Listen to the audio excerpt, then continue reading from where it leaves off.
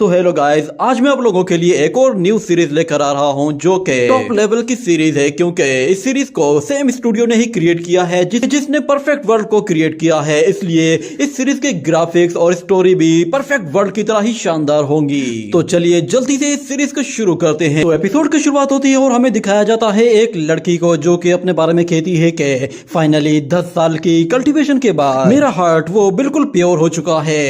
अब वक्त आ गया है कि मुझे आगे की तरफ बढ़ना चाहिए। हमें दिखाया जाता है कि पूरे शहर में एक सेलिब्रेशन हो रही होती है, हर जगह लोग ही लोग होते हैं। और फिर वहाँ पे एक बंदा एक स्क्रॉल खोलकर सब लोगों के सामने अनाउंसमेंट करते हुए कहता है कि आज हमारी गॉडेस जो कि इमोर्टैलिटी की तरफ आगे बढ़ने वाली हैं, ये सेलिब्रेशन उनके लिए की गई है और सब लोगों को ये परमिशन दी जा रही है कि वो लोग रेड डस्ट सील की तरफ जाएं और गॉडेस के लिए दुआ करें कि वो सक्सेसफुली इमोर्टल वर्ल्ड में चले जाएं। हम लोग देखते हैं कि उस गॉडेस की हेवन असेंशन के लिए हर शख्स बहुत ज्यादा खुश था और कुछ लोग कह रहे होते हैं कि आज से 100 साल पहले ही शायद कोई बंदा हेवन असेंशन के लिए खुद को इमोर्टल बना पाया हो, मगर 100 साल तक कोई भी बंदा इमोर्टल नहीं बन पाया।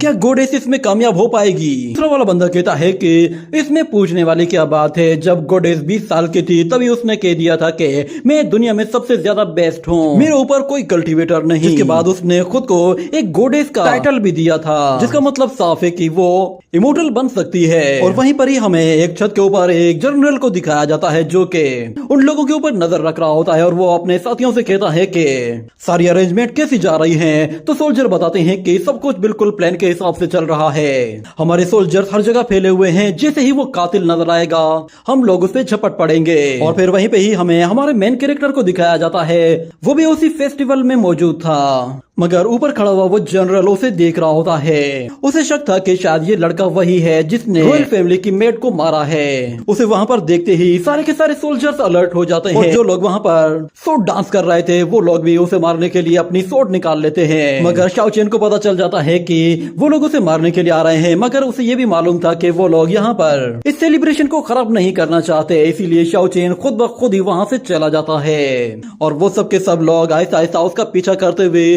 उसे जानबूझकर दूर जाने देते हैं ताकि फेस्टिवल किसी तरह भी खराब ना हो। मगर शाओ चेन इजीली फील कर पा रहा था कि 3 लोग जो कि एक साथ छुपे हुए हैं वो बहुत ही जोर जोर से सांस ले रहे हैं। और उसके बाद वहाँ पर शाओ चेन को 4 और लोगों की ब्रीथ फील होती है। वो उन लोगों से कहता है कि जिस मेड की तुम लोग बात कर रहे हो उसने खुद सुसाइड की है। अगर तुम लोग एक साथ मेरे साथ फाइट ही करना चाहते हो तो मैं तुम्हें बता दूं कि तुम लोग नहीं जीत पाओगे। तुम लोगों को जो भी करना है कर लो, वैसे भी हम लोग काफी ज्यादा दूर निकल आए हैं तो यहाँ पर अब कोई भी हमें डिस्टर्ब नहीं करेगा। ये कहने की देर थी कि अचानक से वो सारे के सारे लोग अपने तेज धार वाले स्पिनिंग ब्लेड्स उसकी तरफ थ्रो करते हैं। तो शाओ चेन उन ब्लेड्स को आते हुए देखकर बहुत ही आसानी से उन सबको डॉज कर लेता है और फिर एक एक करके मारना शुरू कर देता है। वो सब लोग उसके आगे पल भर भी नहीं टिक पाते। इसी तरह शाओ चेन फिर बहुत ही फास्ट स्पीड के साथ आगे बढ़ते हुए तीनों वॉरियर्स का काम तमाम करके रख देता है। और फिर उन लोगों से कहता है कि मैंने तुम लोगों को पहले भी बताया है कि रॉयल फैमिली की मेड को मारने में मेरा कोई भी हाथ नहीं था। ये कहने के बाद वो लोग उसके सामने आकर खड़े हो जाते हैं और उससे कहते हैं कि तुमने रॉयल फैमिली की मेड को मारा है, इसीलिए तुम्हें एक पनिशमेंट मिलेगी। मगर शाओ चेन उनसे कहता है कि मैंने उस लड़की को नहीं मारा, उसने खुद सुसाइड की है, मेरा उसके साथ कोई लेना देना नहीं। मगर वो जनरल कहता है कि चाहे कुछ भी हो जाए, क्योंकि हमें गॉडेस ने ऑर्डर दिया है कि उस लड़की के कातिल को हर हाल में पकड़कर मारना है, तो तुम चाहे कुछ भी कर लो, तुम बचकर नहीं जा सकते। तोड़ निकालता है और फिर शाओ चेन पर हमला करना शुरू कर देता है। तो शाओ चेन कहता है कि तुम होते कौन हो सही और गलत का फैसला करने वाले। ये कहते कहते वो अपनी सोट निकाल लेता है और अपनी सोट सीधा उसके गले पे रख देता है, जिसकी वजह से वो जनरल वहीं पे ही रुक जाता है और कहता है कि अगर तुमने मुझे हर्ट किया तो फिर गॉडेस तुम्हें बिल्कुल भी नहीं छोड़ने वाली। तो फिर शाओ चेन कहता है अच्छा अगर मैं तुम्हें यहाँ से जाने दूंगा तो उसे पता चलेगा ना। ये कहते ही वो उसका गला काट कर वहीं पे ही उसे खत्म कर देता है। इस तरह वो सारे के सारे लोग वहीं पर ही मारे जाते हैं। शाओ चेन ने बहुत ही कम टाइम में सबका काम तमाम कर दिया था और वो जैसे ही वहाँ से जाने लगता है तो अचानक उसे फील होता है कि कोई वहाँ पे आ रहा है। 3 अजीब तरह की बोल्ट्स होती हैं जिनसे वो खुद को बचा लेता है, मगर अचानक से वहाँ पर फिर कुछ और लड़कियां आ जाती हैं जो कि उसे पकड़ने की कोशिश करती हैं और वो कहती हैं कि प्रिंसेस के आने से पहले ही इसे इसका जुर्म कबूल करना होगा। ये कहने के बाद वो अपने औलाद के जरिए उसे पकड़ने की कोशिश करती है मगर शाओ चेन खुद को आसानी से बचा लेता है और जैसे ही ऊपर जाने की कोशिश करता है तब वो लड़कियां उस क्लॉथ के साथ उसके हाथ पैर पकड़कर उसे वापस नीचे ले आती हैं और फिर हमें दिखाया जाता है वहाँ पे उन लोगों की प्रिंसेस आती है जिसका नाम शाओ लिंगर है। वो एक जगह आकर खड़ी हो जाती है और कहती है कि तुमने गॉडेस की हेवन असेंशन में टांग अड़ाने की कोशिश की है और हमारी एक मेड को मारा है। मगर फिर शाओ चेन कहता है कि वो लड़की पागल हो चुकी थी, वो मुझ पर ही हमला करने की कोशिश कर रही थी जबकि मैंने कुछ किया भी नहीं, मैंने बस सिर्फ खुद को बचाने के लिए उसे मारा है, इसमें मेरा कोई कसूर नहीं। उस लड़की ने खुद अपनी मौत को दावत दी थी और हाँ, मैंने उसे जान से नहीं मारा था, उसने खुद बाहर से कूद कर अपनी जान दी है और तुम लोग उसका इल्जाम भी मेरे ऊपर डाल रहे हो। ये सुनते ही वो लड़की उन लड़कियों से कहती है कि खत्म कर दो इसे। ये सुनते ही वो सब के सब उस क्लॉथ को बहुत ही जोर से खींचती है जिससे शाओ चेन को बहुत तकलीफ होती है। मगर अचानक से शाओ चेन की पावर से एक्टिवेट होती है और वो कहता है कि आखिर इन लड़कियों ने किस तरह की ये फॉर्मेशन बनाई है, इससे बेहतर तो यही था कि ये लोग मेरी पावर सील कर देती। ये कहने के बाद वो एक जोरदार झटके के साथ खुद को बहुत ही आसानी से उन लोगों से छुड़ा लेता है और उसके हाथ में मौजूद स्पिरिचुअल ब्लेड्स उन सारे के सारे क्लॉथ को काट कर रख देता है और वो प्रिंसेस भी ये सब कुछ देख रही होती है। शाओ चेन जैसे उस पर हमला करने के लिए आता है तो वो अपने एक ही हाथ से उसके अटैक को डॉज कर लेती है। मगर शाओ चेन यहाँ पे रुकने वाला नहीं था, वो फिर से अपने उन स्पिरिचुअल ब्लेड्स के साथ उसके करीब आकर उस पर एक के बाद एक वार करना शुरू कर देता है। मगर वो लड़की अपनी फिंगर्स के जरिए उसे बहुत ही जोर से पुश करके पीछे धकेल देती है और हमें दिखाया जाता है कि फिर लिंगर अपनी सोड लेके बहुत ही फास्ट स्पीड से हमला करने के लिए जाती है तो दूसरी तरफ शाओ चेन वो उस सोड अटैक को रोकने के लिए अपनी पूरी पावर का इस्तेमाल करते हुए अपने सामने अलग अलग बैरियर्स बनाना शुरू कर देता है जिसकी मदद से वो उस लड़की को वहीं पे ही रोक देता है। मगर वो लड़की भी अपना पूरा जोर लगा रही होती है जिससे वो उस बैरियर को आहिस्ता आहिस्ता पुश करने लगी थी और हमें दिखाया जाता है कि वो उस बैरियर को इतना ज्यादा पुश करती है कि वो पूरी तरह से टूटकर टुकड़े टुकड़े हो जाता है। मगर दूसरी तरफ शाओ चेन मौका देखते ही वहां से 9-2-11 हो गया था। ये देखते ही लिंगर अपनी सर्वेंट से कहती है कि तुम लोग मेरे पीछे मत आना, ये लड़का तुम लोगों से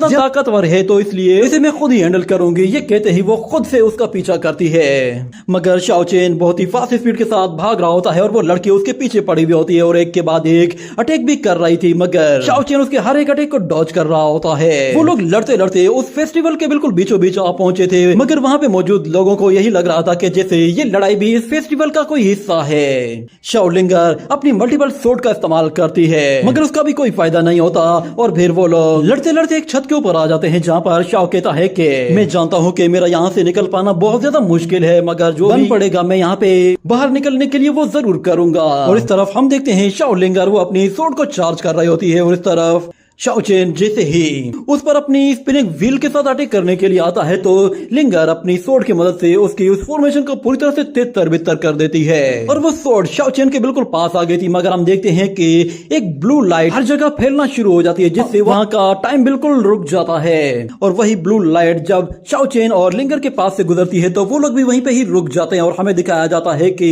वो गॉडेस वहां पर आ जाती है। वो कहती है कि हमें जिससे सबसे ज्यादा मोहब्बत होती है हमें उनकी फिक्र होती है। यहाँ पर कितने ज्यादा लोग हैं जो कि खुद एंजॉय कर रहे हैं मगर यहाँ पे इतने ज्यादा लोगों के बीच में दो ये लोग ऐसे हैं कि जिनके बीच में अभी भी नफरत है। वो शाओ लिंगर की सोर्ड को शाओ चेन के सामने से हटा देती है और कहती है कि मैं इन सब लोगों को यहाँ पर इस तरह छोड़कर कैसे इमोर्टल वर्ल्ड में चले जाऊं। जैसे ही वो वहां से जाती है तो सब लोग अनफ्रीज हो जाते हैं और हम देखते हैं कि शाओ लिंगर की सोर्ड शाओ चेन को हिट करने के बजाय उसके साइड से होकर गुजर जाती है जिसपे शाओ चेन भी हैरान हो जाता है और वो लड़की भी परेशान हो जाती है।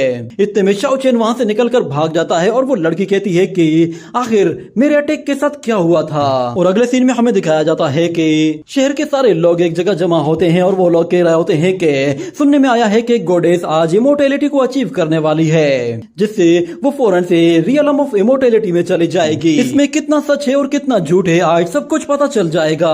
आज से पहले हम लोगों ने बस यही सुना था कि लोग जो कि एक खास लेवल तक पहुंच जाते हैं उसके बाद वो लोग हेवन के लिए अपग्रेड होकर इमोर्टल रियलम में चले जाते हैं और फिर वो गॉडेस एक दरख्त के अंदर से निकलकर बाहर आ रही होती है जिस पर वो सब लोग हैरान हो जाते हैं और हमें दिखाया जाता है कि वो गॉडेस जैसे उस दरख्त से निकलती है तो वो दरख्त फिर से फूल पत्तों से भर जाता है और वो गॉडेस अपनी हेवन असेंशन के लिए पूरी तरह से तैयार थी। जैसे ही वो एक खास मंत्र पढ़ती है तो वहां पर हमें दिखाया जाता है एक बहुत बड़ी फॉर्मेशन को जो कि क्लाउड्स के बीच में से ओपन होती है। उस फॉर्मेशन को देखकर वो लड़की अपनी असेंशन के लिए फौरन से अपनी सूट बाहर निकाल लेती है और कहती है कि मेरा हार्ट वो बिल्कुल प्योर हो चुका है और मेरी स्वॉर्ड वो आज इस फॉर्मेशन को पूरी तरह से तोड़ने वाली है। ये कहने के बाद वो अपनी स्वॉर्ड एनर्जी के जरिए उस फॉर्मेशन पे हमला करते हुए उसे पूरी तरह से तोड़ देती है, जिसके बाद हमें दिखाया जाता है कि उस फॉर्मेशन के पीछे एक हेवनली पैलेस होता है जिसे वो गॉडेस काफी गौर से देख रही होती है। और उस हेवनली पैलेस के सामने हमें 2 गार्डियन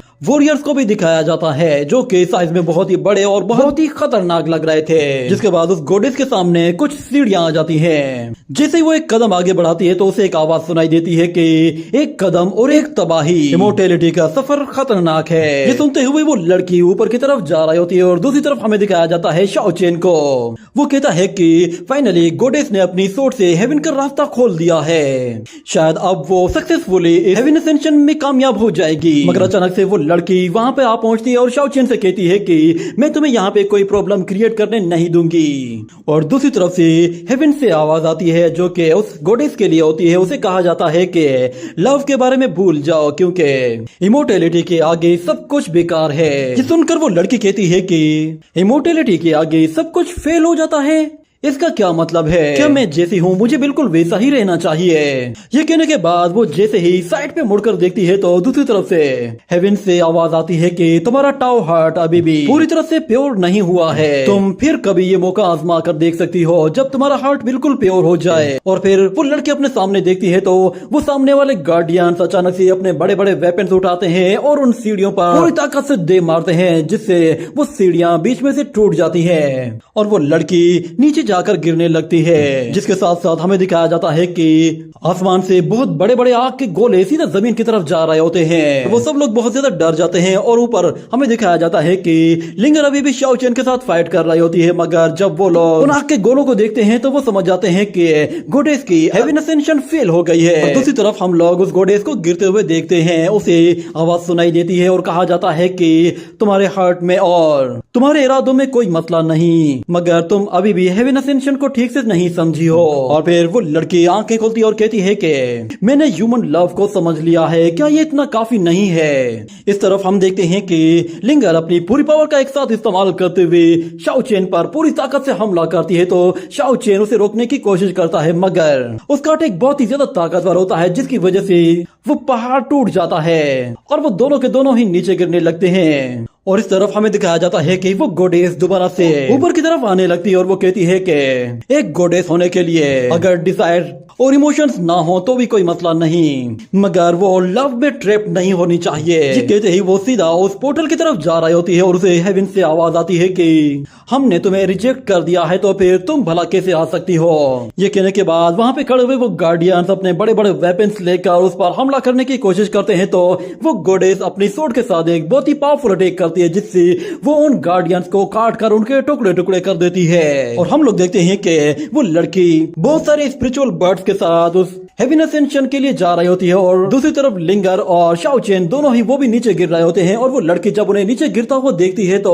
वो अपने स्पिरिचुअल बर्ड्स के जरिए उन लोगों को भी पकड़कर सीधा हेवन की तरफ घसीटते हुए ले जाती है। और हमें दिखाया जाता है कि वो लोग उस गॉडेस के साथ ही टेलीपोर्ट होकर वहां पे पहुंच जाते हैं। और फिर शाओ चेन को कुछ पास्ट मेमोरीज दिखाई देती हैं जिसमें वो एक लड़की के साथ होता है। अगले सीन में हमें दिखाया जाता है कि Shao chain world of immortal में मौजूद होता है और उसके सामने बहुत सारी मछलियां हवा में उड़ रही होती हैं। और वहीं पर ही हमें एक गोल्डन लोटस को दिखाया जाता है जो कि उसके पास में ही मौजूद था। उस गोल्डन लोटस के अंदर हमें एक व्हाइट हॉर्स को दिखाया जाता है जो कि असल में एक यूनिकॉर्न था। वो यूनिकॉर्न फौरन से शाओ चेन के पास आ जाता है और शाओ चेन को जैसे ही होश आता है तो वो हॉर्स डर के मारे वहां से भागकर दूर चला जाता है। और इस तरफ शाओ चेन वो आंखें खोलता है तो वो कहता है कि ये कौन सी जगह है, मैं ये कहाँ आ गया हूँ। वो वहां से निकलकर थोड़ी दूर और आगे जाता है तो उसे दिखाई देता है कि वहां पर उसके सामने एक बहुत बड़ा समंदर है और समंदर के अंदर से बड़ी बड़ी मछलियां निकल रही हैं जिनके पर हैं और वो हवा में उड़ रही हैं। इतने में पानी के अंदर से एक बहुत बड़ा मॉन्स्टर बाहर निकल आता है जो कि उन मछलियों को खाने की कोशिश करता है। उसे देखकर शाओ चेन डर जाता है और कहता है ये क्या था, मैंने ऐसा मॉन्स्टर पहले कभी नहीं देखा। और हमें दिखाया जाता है कि वो मॉन्स्टर असल में एक बहुत बड़ा ड्रैगन होता है जो कि पानी से निकलता है तो वो बहुत ही जोर से धाड़ता है और उसकी धाड़ इतनी ज्यादा ताकतवर होती है कि वो पहाड़ों तक को भी काट काटकर उनके टुकड़े टुकड़े कर देती है और शाओ चेन इस धाड़ को बर्दाश्त नहीं कर पाता और वो वहां से नीचे गिरने लगता है। जिसके बाद हम लोग देखते हैं कि वो नीचे गिरकर सीधा एक गुफा में आ पहुंचा था और सीधा खड़ा होकर कहता है कि कहीं मैं वाकई में रियलम ऑफ इमोर्टैलिटी में तो नहीं आ गया। वो उस गुफा के थोड़ा सा और अंदर जाता है तो उसे दिखाई देता है कि वहां पर तो एक ड्रैगन के कुछ अंडे पड़े हुए हैं। ये देखते ही वो उनमें से एक अंडा उठाकर अपने साथ ले जाता है और वो कहता है कि ड्रैगन एग असल में एक सीक्रेट ट्रेजर है और मुझे पूरा यकीन है कि ये ट्रेजर कोई मामूली सा ट्रेजर नहीं होगा। मुझे जरा भी उम्मीद नहीं थी कि मेरे यहाँ पर आते ही मुझे इस तरह का एक लेजेंडरी ड्रैगन एग मिल जाएगा। और वहाँ पर उसे एक छोटा सा ट्रांसपेरेंट मास्क दिखाई देता है जिसे देखकर वो थोड़ा सा सरप्राइज होता है क्योंकि ये ट्रांसपेरेंट मास्क तो लिंगर का था। उस मास्क को देखने के बाद उसे समझ में आ जाता है कि वो लड़की भी यहाँ पे आसपास कहीं मौजूद होगी। जिसके बाद वो उस एक को मास्क को लेकर वहां से चला जाता है। हमें दिखाया जाता है कि वहां पर दो लोग ऐसे होते हैं जो कि उसे देख रहे होते हैं। वो लोग कहते हैं कि इसके हाथ में 8 आर्म ड्रैगन एग है, ये लड़का सच में बहुत ही ज्यादा लकी होगा। जिसके बाद वो दूसरा लड़का कहता है कि इसके हुलिये से देखकर तो ऐसा लग रहा है कि जैसे ये किसी भी सेक्ट का बंदा नहीं है। चलो पहले जरा हम इसके बारे में पता करते हैं कि ये लड़का है कौन और कहाँ से आया है। और दूसरी तरफ हमें दिखाया जाता है शाओ चेन। वो एक पहाड़ के करीब आ जाता है और वो कहता है कि यहाँ का मौसम बहुत ही ज्यादा खराब होता जा रहा है, मुझे फिलहाल यहाँ पे छुप कर गुजारा करना होगा।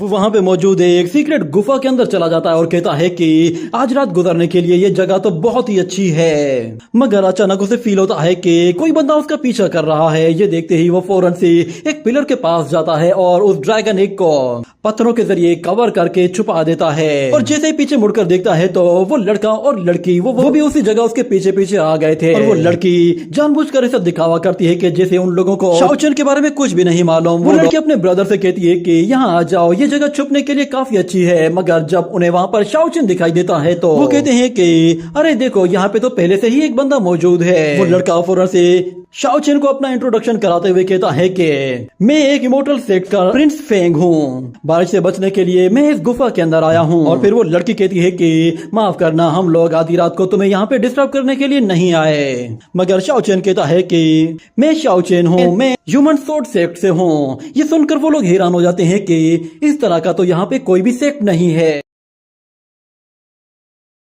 तो जैसा कि लास्ट एपिसोड में हम लोगों ने देखा था कि शाओ चेन लिंगर के साथ हेवन में चला जाता है जहां शाओ चेन को एक ड्रैगन एग मिलता है।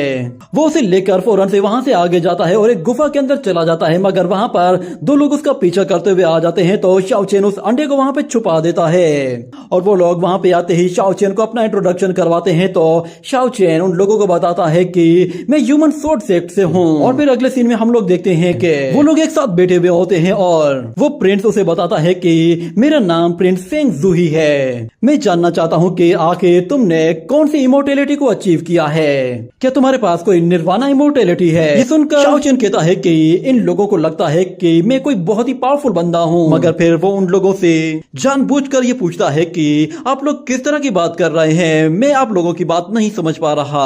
आप लोग जिस निर्वाणा रियलम की बात कर रहे हैं मैंने इसके बारे में कभी सुना नहीं है। ये सुनकर फेंग जूशी मुस्कुराने लगता है और फिर शाओ चेन को बताता है कि शेंगशेन कॉन्टिनेंट में अलग अलग तरह की बहुत सारी रेसेस मौजूद हैं और उनमें से हजारों धर्मा कल्टीवेटर हैं। मगर क्योंकि वो सब लोग वुजिन पावर को यूज करके अपनी स्ट्रेंथ को डिवाइड करते हैं तो इसीलिए वो लोग हमसे जरा डिफरेंट होते हैं। मगर सब लोगों का मकसद एक ही होता है कि इस वर्ल्ड से सीधा हेवन की तरफ जाना।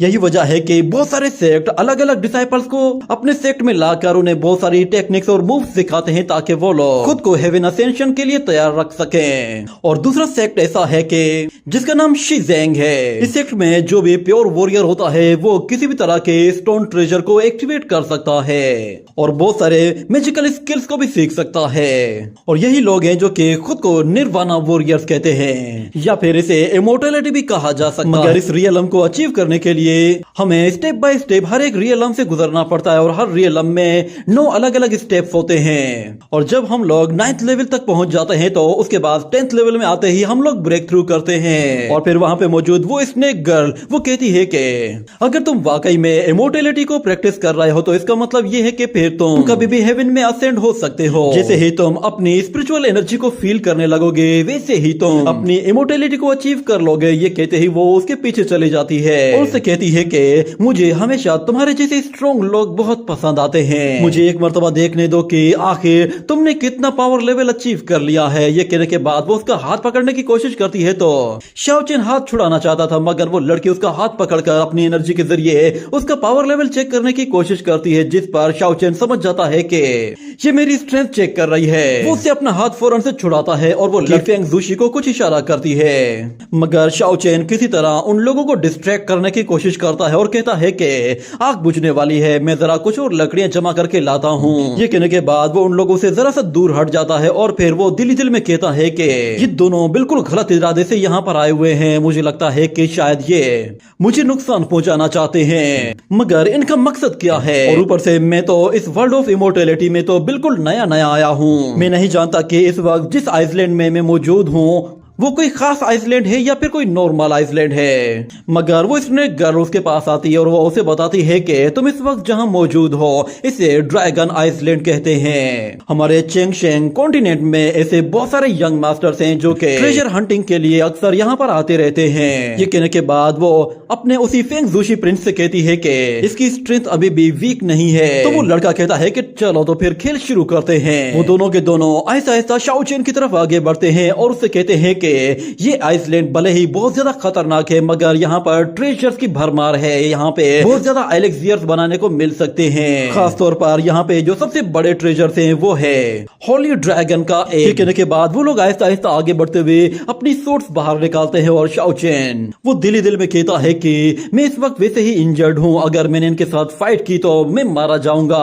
वो लोग जैसे जैसे उसके करीब आ रहे होते हैं तो दूसरी तरफ शाओ चेन अपने दिमाग में बैठकर एक प्लानिंग बना लेता है और उनके करीब आते ही फौरन से वो ड्रैगन एग बाहर निकालता है और कहता है कि क्या यही वो ड्रैगन एग है जिसके बारे में तुम बात कर रहे हो। उस ड्रैगन एग को देखकर वो लोग फौरन से अपना इरादा कैंसिल कर लेते हैं और शाओ चेन उन लोगों से कहता है कि ये ड्रैगन एग तो मैंने एक गुफा से उठाया था और वहां पर ऐसे और भी थे, मैंने सोचा नहीं था कि ये ड्रैगन एग एक बहुत बड़ा ट्रेजर होगा। मगर वो स्नेक गर्ल कहती है कि तुम्हारा कहने का क्या मतलब है, क्या वहां पर वाकई में ऐसे और भी बहुत सारे अंडे हैं। तो शाओ चेन कहता है हाँ, अगर तुम्हें चाहिए तो फिर मैं तुम्हें वहां पर लेकर जा सकता हूँ। ये कहने के बाद अगले सीन में हमें दिखाया जाता है कि सारी फ्लाइंग फिश उड़ते हुए पानी से बाहर निकलकर फिर से दूर एक और जगह पर पानी के अंदर चले जाती हैं और उस जगह को देखने के बाद शाओ चेन कहता है कि ये फ्लाइंग फिशेज अभी भी यहाँ पर है, इसका मतलब है मैं उस जगह के बेहद करीब आ चुका हूँ। और कुछ देर गुजरने के बाद हमें दिखाया जाता है कि वो लोग एक गुफा के अंदर पहुंच चुके होते हैं और शाओ चेन उन्हें उस गुफा के अंदर और गहराई में लेकर जाता है और कहता है कि हम लोग करीब आ चुके हैं। कुछ देर में उन्हें वो अंडे दिखाई देते हैं जो कि एक साथ एक जगह पर रखे हुए होते हैं और शाओ चेन कहता है ये है वो अंडे जो तुम्हें चाहिए थे। वो लोग वहां पर आसपास देखते हैं कि उन अंडों के आसपास कोई और मौजूद नहीं है, जिसका मतलब है कि उन्हें हासिल करना बहुत ज्यादा आसान है। और फेंग ज़ुशी इसने गर्ल से कहता है कि ब्रदर शाओ चेन ने हमारी इतनी ज्यादा मदद की है, क्या तुम उसे थैंक्स भी नहीं कहोगी। तो फिर शाओ चेन कहता है इसमें थैंक्स की कोई बात नहीं, मुझे भी ये एक्सीडेंटली ही मिले थे। मगर वो लड़की कहती है अरे ऐसे कैसे, तुमने इतनी ज्यादा मदद की है और वैसे भी ये अंडे एक्सीडेंटली किसी को नहीं मिल सकते। ये कहने के बाद वो अपने एक स्नेक को फौरन से अपने एक हाथ की तरफ लेकर आती है जो कि एक स्नेक बोन स्वॉर्ड में ट्रांसफॉर्म हो जाता है। और शाओ चेन ये देखकर कहता है कि मैं तुम लोगों को ड्रैगन एग्स तक लेकर आ गया हूँ, तो फिर ये सब क्या है। मगर वो लड़की कहती है कि ये ड्रैगन एग्स असल में दुनिया के सबसे खास ट्रेजर्स हैं और तुम इनके बारे में जानते हो और यही तो सबसे ज्यादा खतरनाक बात है। अगर तुम ये जानते हो तो तुम्हारी वजह से ये बात किसी और को पता चल जाएगी और हम लोग ऐसा बिल्कुल भी नहीं चाहते। मगर फेंग ज़ुशी जैसे ही उन ड्रैगन एग्स के पास जाता है तो उसे कुछ अजीब सा फील होता है। जैसे ही वो उन अंडों को देखता है तो वो उस लड़की से कहता है कि फौरन से उसे मार दो।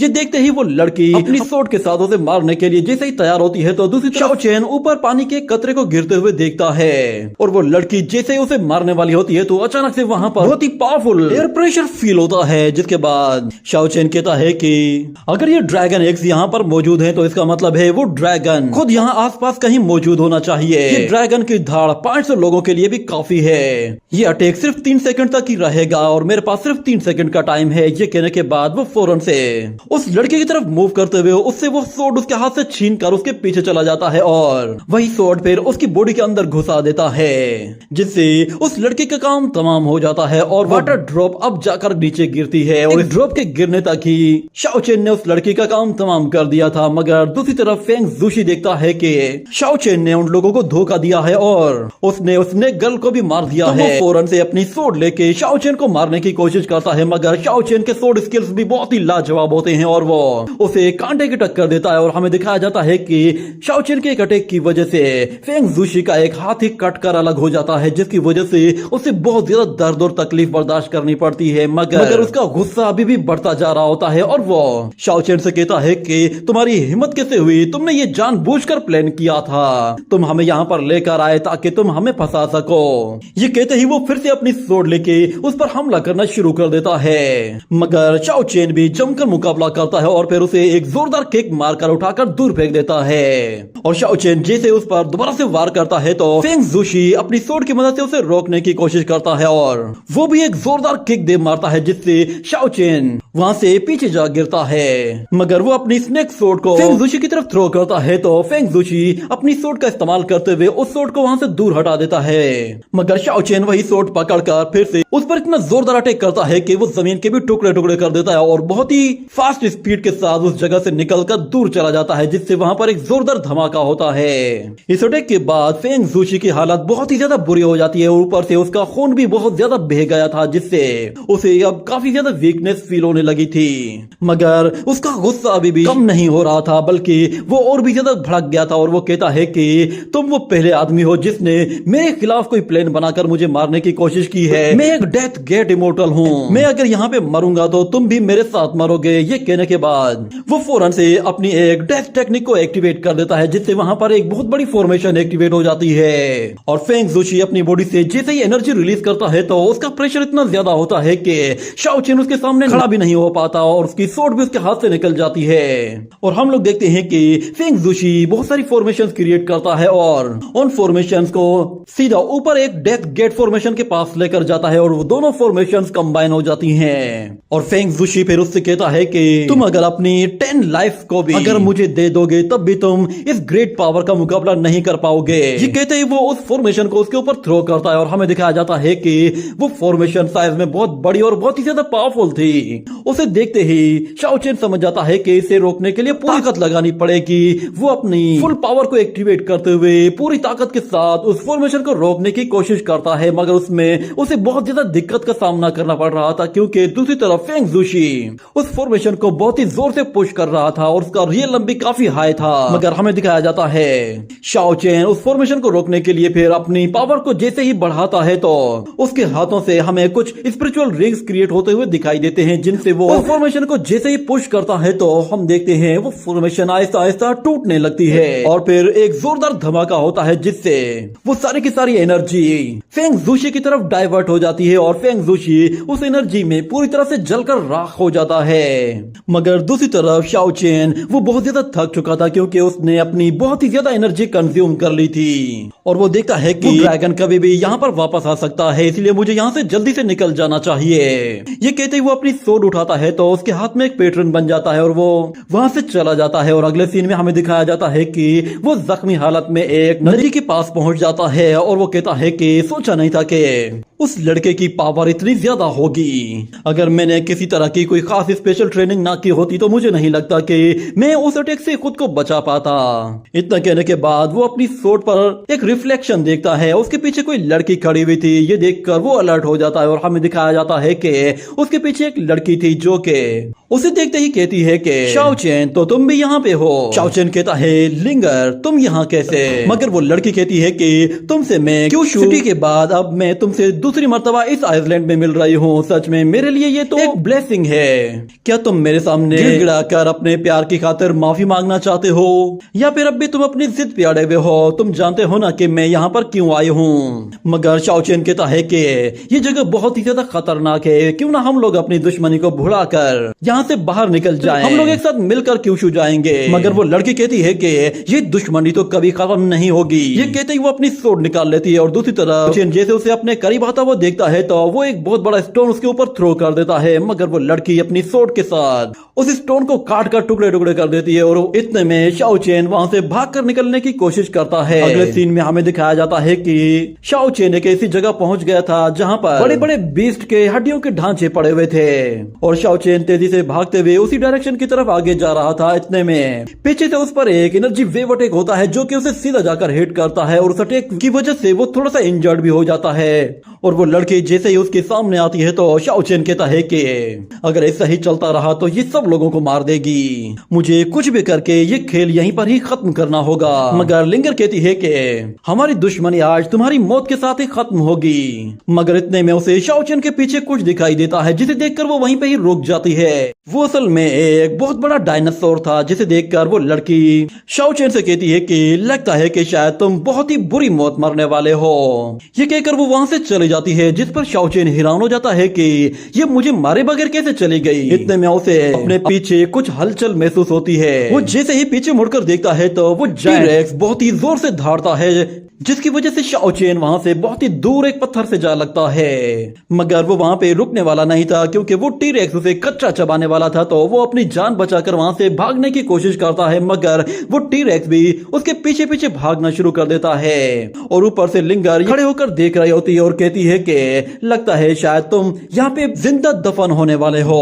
सच में तुम्हारे जैसे बदकिस्मत इंसान कोई भी नहीं होगा क्योंकि क्यूशू में सबसे पहले तुम ही इंसान होगे जो कि डायनासोर के हाथों मारे जाओगे। मगर हम देखते हैं कि शाओ चेन एक बड़े पत्थर के पीछे छुप जाता है और वो टी-रेक्स था वो उन पत्थरों को तोड़ते हुए उसे उठाकर दूर फेंक देता है जिसकी वजह से शाओ चेन नीचे गिरता है तो टी-रेक्स उसके बिल्कुल सर पे आ जाता है। उसे अपने इतना करीब देखकर शाओ चेन को अपनी मौत अपने बिल्कुल सामने दिखाई दे रही होती है। मगर फिर दूसरी तरफ वो सफेद घोड़ा जो कि वहां से भाग रहा था वो शाओ चेन को इस हाल में देखता है तो उसे शाओ चेन पर तरस आ जाता है और हमें दिखाया जाता है कि वो फिर से दौड़ते दौड़ते अचानक से हवा में ऊपर उड़ने लगता है और हमें पता चलता है कि ये एक फ्लाइंग यूनिकॉर्न है। फौरन से उस टी-रेक्स के पास जाता है और शाओ चेन को बचाने के लिए उसका ध्यान भटकाने की कोशिश करता है। मगर वो टी-रेक्स उस यूनिकॉर्न पर भी हमला करने की कोशिश करता है मगर वो यूनिकॉर्न खुद को उससे बहुत ही आसानी से बचा रहा था और उसे किसी तरह शाओ चेन से हटाने की कोशिश करता है और इसमें वो कामयाब भी हो जाता है और हमें दिखाया जाता है कि वो उसके मुंह के बिल्कुल पास से होते हुए वहां से दूर निकल जाता है तो वो टी-रेक्स फिर उसका पीछा करने लगता है।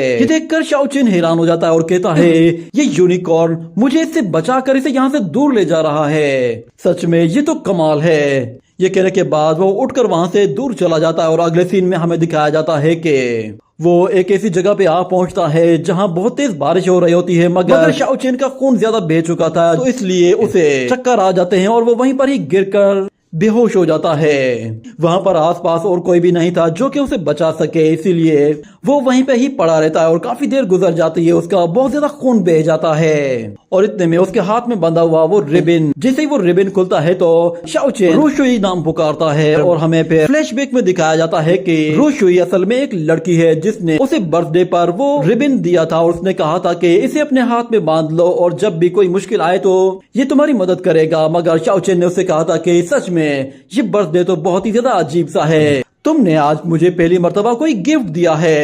ये सुनकर वो लड़की नाराज हो जाती है और कहती है तुम्हें ये नहीं चाहिए तो मुझे वापस कर दो। मगर शाओ चेन कहता है अब तो तुमने दे दिया इसलिए अब तुम्हें ये नहीं मिलने वाला।